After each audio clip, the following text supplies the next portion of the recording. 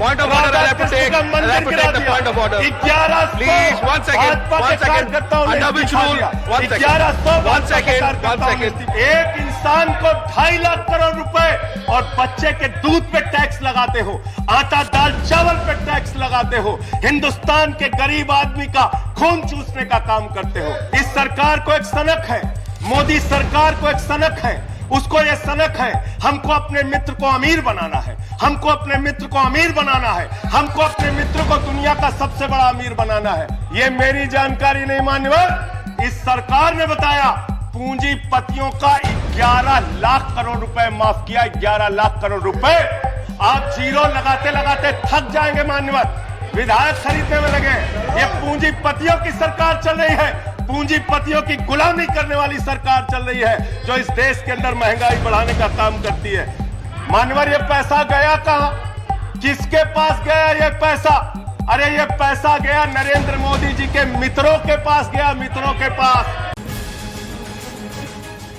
धन्यवाद मान्यवर, आपने महंगाई जैसे महत्वपूर्ण मुद्दे पर मुझे अपनी बात कहने का मौका दिया।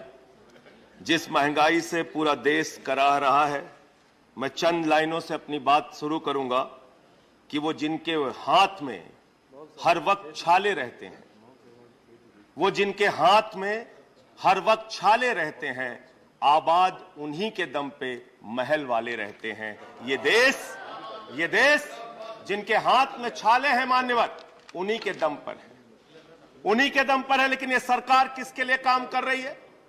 नौजवान कहता है नौकरी दे दो, सरकार कहती है पैसा नहीं है, अग्निवीर लेके 4 साल की नौकरी करो। भारत की सेना कहती है पैसा दे दो, सरकार कहती है तुम्हारे बजट का 63,000 करोड़ रुपए कम करेंगे। माताएं बहनें कहती है गैस का सिलेंडर बढ़ गया, बच्चे के दूध का दाम बढ़ गया, आटा दाल चावल महंगा हो गया, उसको कम कर दो, सरकार कहती है पैसा नहीं है। किसान कहता है फसल का दाम दे दो, फसल का दाम दे दो, सरकार कहती है पैसा नहीं है। अरे बुजुर्ग कहते हैं हमारी रेल की तीर्थ यात्रा, उसकी रियायत क्यों कम कर दी? सरकार कहती है हमारे पास पैसा नहीं है। देश के लोग कहते हैं शिक्षा का बजट तो बढ़ा दो, सरकार कहती है 2% से ज्यादा बजट नहीं है। अरे स्वास्थ्य का बजट तो ठीक कर दो, मोदी जी सरकार कहती है पैसा नहीं है। मान्यवर ये पैसा गया कहां, किसके पास गया ये पैसा? अरे ये पैसा गया नरेंद्र मोदी जी के मित्रों के पास गया, मित्रों के पास गया।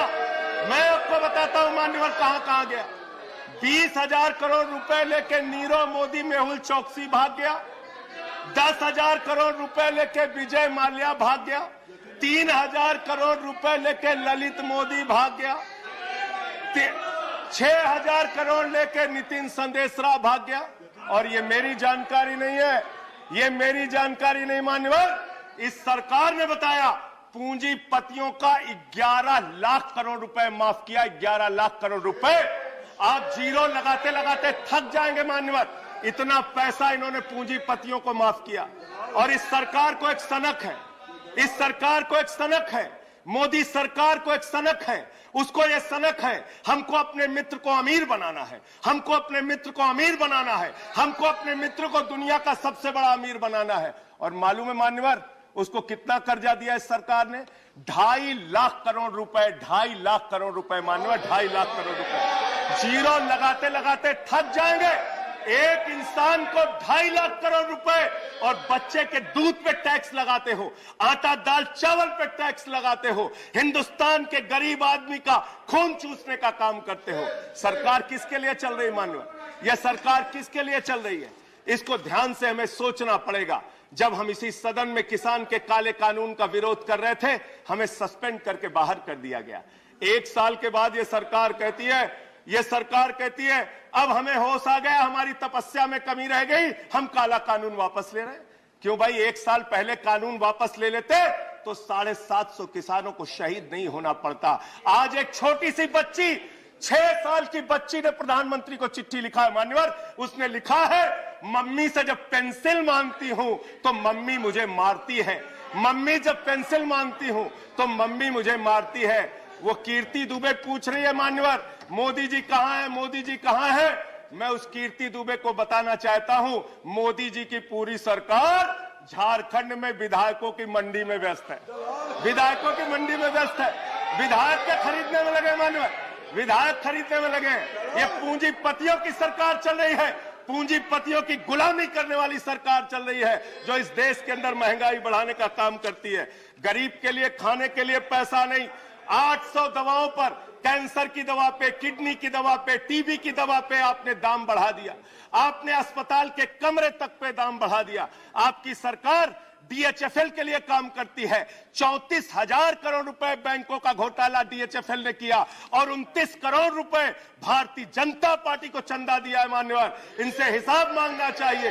क्यों नहीं जाती ईडी इनके पास, क्यों नहीं जाती सीबीआई इनके पास? इनसे सवाल पूछना चाहिए। मान्यवर, मैं सिर्फ इतना कहना चाहता हूं, आप खाने के लिए आपके पास, सरकार के पास पैसा नहीं, उस पर तो टैक्स बढ़ा देते हो, लेकिन गुजरात के अंदर जहरीली शराब पिलाते हो लोगों को। जहरीली शराब, 75 लोग जहरीली शराब पी के गुजरात के अंदर मर गए। मानो 75 लोगों की जान चली गई।